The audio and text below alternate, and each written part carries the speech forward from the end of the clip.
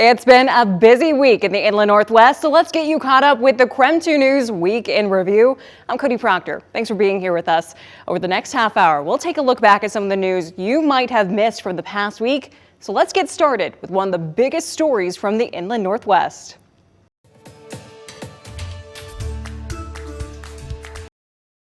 This small tourist town in the Silver Valley is not only the center of the universe, but now it's the center of attention following Friday afternoon's shooting right here behind me at the Shoshone County Sheriff's Office. Just shy of the center of the universe. I was just surprised, like, oh, in Wallace, you know? Chelly Dodd, the general manager here at Wallace Brewing, joins the rest of the community still trying to wrap their heads around what happened just down the block. About 2:30 p.m., suspect entered the sheriff's office lobby and began firing. A shooting the Shoshone County Sheriff William Eddy says left 3 injured and the suspect, 77-year-old John Drake, dead after a nearly 2-hour standoff. I was surprised that it was happening here. Shock and fear felt throughout the community as they watched their quiet town fill with gunshots, police lights, and sirens. A lot of people were starting to, try to come out and pop out and see what's going on. And a lot of people were just like trying to walk right up to it and like, you guys don't know to stay away from stuff like that? Seth Green, the patrol captain for the Shoshone County Sheriff's Office, says they are doing everything they can to take care of their own after a traumatic incident like this, with the help of mental health professionals, employees getting days off, and peer support groups. He added the community is very tight-knit and they will do what they can moving forward to take care of each other. Stuff happens, and it's very likely that if it just happened, that something like that's not going to happen again. I believe here, if something like that happens, everybody's going to come out shooting if it's necessary. The licensing, civil, and primary civilian support offices right behind the caution tape are set to reopen a week from today. In Wallace, Christian Garza, KREM 2 News.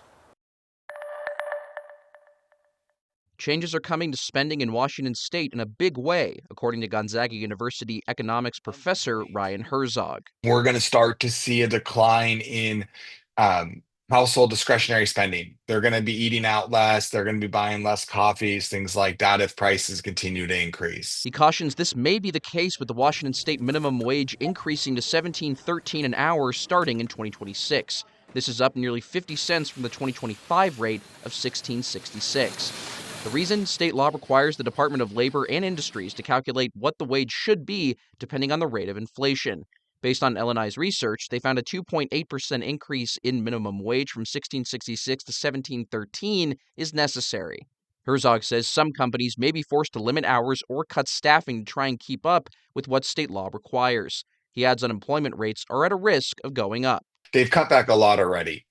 And so there's not a lot left that they can continue to cut back. Can we either push through and see a little bit of a recovery, or are we going to see some more deterioration? And right now it looks like to be more of that latter. Connor McAvoy, KREM 2 News. A project expected to take 4 years to complete is already causing problems, quite literally in the backyard of some residents here in Coeur d'Alene. Instead of a morning alarm, people who live along I-90 in North Idaho wake up to this. Traffic. It's constant. It's constant all night long. Jenna Walker has lived right across the street from the highway for the last 5 years, but now she says the noise is overwhelming. I wake up at 1 in the morning and I hear, ah. She says she really started noticing the noise after the Idaho Transportation Department cut down trees that acted as a barrier between the residential area and the roadway when the I-90 expansion project started last summer. But it isn't just noise. Walker says her neighbors are also worried about safety, pollution, and privacy. People can see our homes now, and over here it goes 50 feet from their backyard, so you can see into their bedrooms. A circumstance Amy Yardley knows all too well. Dang, this is going to be a lot of traffic, really super close. Since the only thing that will separate her yard from the expanded highway is this chain link fence. And I'm okay with the expansion. It's just, let's include the things that keep that quality of life for the residents and for the community. Now, neighbors are trying to work together to get a barrier wall built before the project is finished. Simply the answer is no. But Heather McDaniel, a spokesperson for the Idaho Transportation Department, says it's not possible after a federally required noise analysis determined the entire corridor did not meet reasonability or feasibility thresholds, meaning the benefits for a wall do not outweigh the costs. Obviously, if money and resources weren't an issue, we'd love to give everybody everything that would make them as happy as possible, but that's just not what we're dealing with right now. Walker is now starting a petition for a barrier wall, and she hopes to talk with more state representatives or even Governor Brad Little to see what can be done for the community. I don't want to be collateral damage. We all agree the freeway needs to be expanded, but we don't want to be collateral damage. We want to be protected. Christian Garza, KREM 2 News. As we go to break, here's a check of your forecast.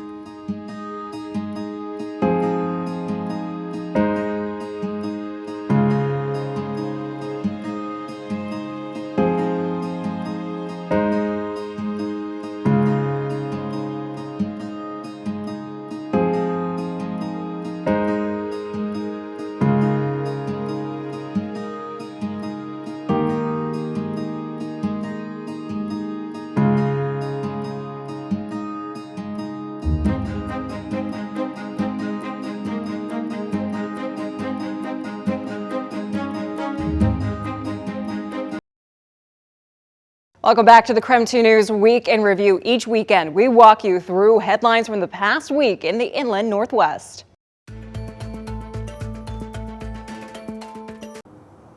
The home would be located near here, the VA Medical Center on North Assembly Street. I'm told this land purchase is a major milestone to help provide more for veterans across Eastern Washington. Our Spokane veteran home that we currently have does not have the abilities to provide that level of service and that level of care for our veterans. Director of the Washington Department of Veterans Affairs, David Puente Jr., says for several years, the current Spokane veteran home on East 5th Avenue has been too small for the people they serve and provides limited resources as a result. Just the safety and health and quality of life. There's a lack of space, lack of storage, lack of space to be able to conduct activities. It's why Puente is excited to announce WDVA just got approval to purchase this, a 41.5-acre plot of land to build a new Spokane Veterans Home. The new facility would be built next to the Mann Grandstaff VA Medical Center. It would include outdoor spaces, 120 available beds compared to the current home's 100, and a memory care behavioral health unit. Their resources, Puente says, are vital in prolonging each veteran's quality of life. Having spaces where families can gather and either attend church or attend events or attend things that bring community together with our veterans will provide that sense of purpose for them and the sense of belonging. Now that the land's in their hands, funding still needs to be figured out. Right now, Puente says the project needs roughly $157 million. The construction phase needs roughly $146 million between the state and federal government, as well as an additional $10.9 million for design. This could happen, Puente says, if they get approved for a construction grant they applied for back in March of 2025. $8 million are already allocated from the capital budget for early development and planning. Puente says despite the uncertainty, he's hopeful the stars align and the new facility becomes a reality for the veterans they serve. I think building that sense of community and purpose is so important as they live in their homes. Right now, I'm told it's unclear when construction for the project could begin. In Spokane, Connor McAvoy, KREM 2 News.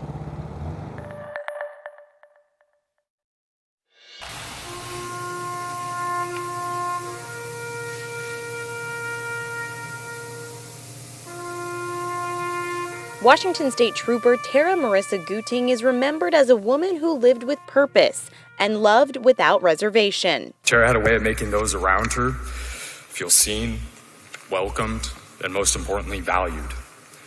She would listen with a true sense of care. Guting was killed in the line of duty on December 19th, responding to a crash on Highway 509. She was born in Hawaii, loved fishing and being with family. In 2019, she married her husband, Tim, and together they shared their home with 4 pets. Her sister remembered Tara through one of her favorite characters. Stitch was her favorite, and as you can see here on stage, he truly represents who Tara was. Small but strong, gentle but fierce, loving but unafraid to be a little wild. Amazing grace. Before fulfilling her lifelong dream in law enforcement, Tara served 8 years as a signal intelligence analyst in the Army National Guard. Her why? It was simple but not easy. It was to change the face of law enforcement, turning all the negativity into something positive. WSP troopers stood shoulder to shoulder, remembering a colleague and friend they say brought light into every room. In my 30 years, I cannot think of somebody that was more upbeat and with such a good attitude as Tara had. I mean, her attitude was infectious and it just spread like wildfire. Her kindness, respect, and gentle spirit were a constant, never wavering no matter the circumstance. Her life ended, but her legacy lives on. Tara, well, today our hearts ache with your absence. We know you did. We know you did not leave us behind. You remain bound to us by a love that does not end, walking with us just beyond our sight until the day we are able to be together again. We love you.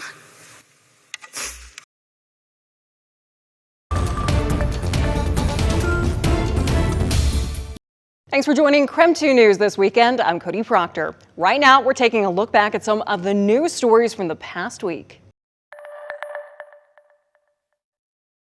Another portrait of Granddaddy. Tom Larson has no memories of his grandfather, only keepsakes. Carl Larson died the year Tom was born. So Granddad was up doing the Elkan Highway. Too old to enlist in World War II, in 1943, Carl Larson volunteered to help build the Elkan Highway, a military support line between Canada and Alaska.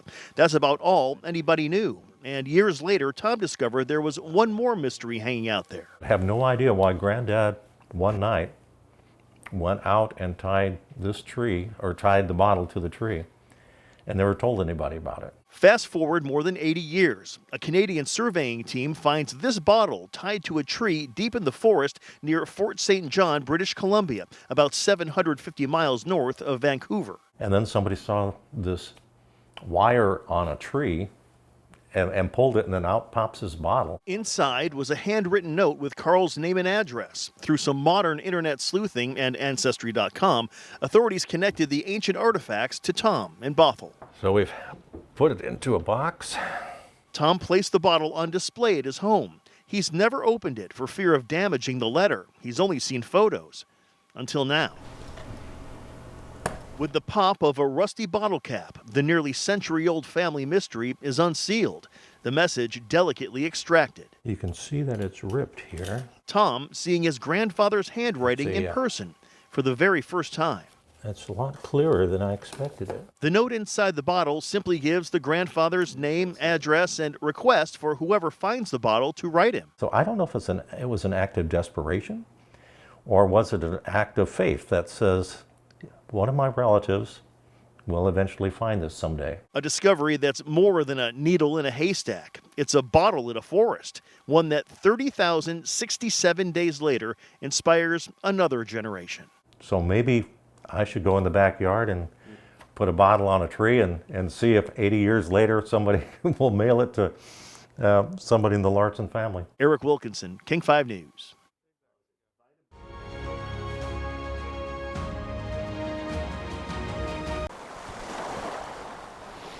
The postcard-worthy view from Vernon Stoner's Olympia home along Puget Sound has changed recently. Once, it was only beautiful birds and fishing boats passing by.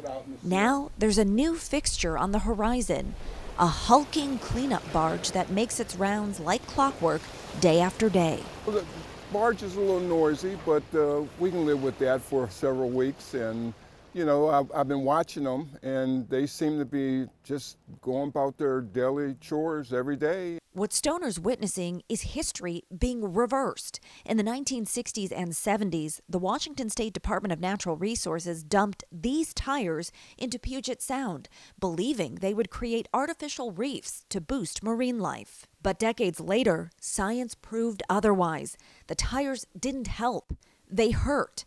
Now DNR is fixing their mistake. It's just great now that they recognize that that wasn't a good idea, and now they're doing the cleanup. The scale of the project is staggering. DNR says more than 100,000 tires were dumped into the water 60 years ago from Olympia to Port Townsend. Stoner says he's watched barge after barge pass his home, each one piled high. I've seen the barge go from Barefoot Park up past our house on up, north, and they taken, I see hundreds of tires on the barge, and I'm surprised how many there are. For Stoner, who's lived here since 2004, the cleanup represents something bigger than just tire removal. We really do enjoy the life here, the eagles, the hawks, doing the fishing, in the sound. We care a lot about the environment, and it's just wonderful to see, life here in the Northwest. The difference between then and now? Better science, better understanding.